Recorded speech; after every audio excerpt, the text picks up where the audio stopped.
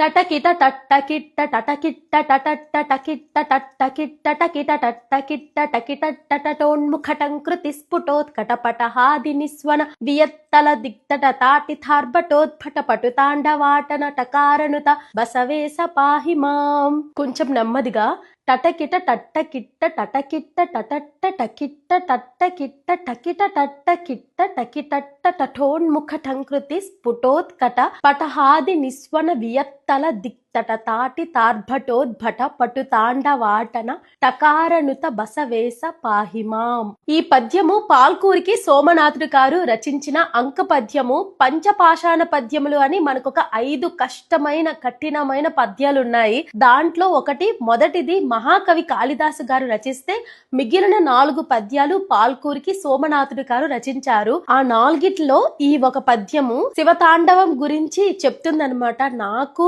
ఈ పద్యాన్ని వివరించేంత భాషా జ్ఞానం లేదు కానీ నేను తెలుసుకున్న నాకు అర్థమైన భావం మీకు చెప్తున్నాను. ఓ బసవేశ్వర, నీ శివతాండవము టటకిట టట్టకిట్ట అని చప్పుళ్లతో దశ దిశలు స్పష్టంగా విస్తరిస్తున్న వింటినారి యొక్క ధ్వనులను కలిగి ఉంది.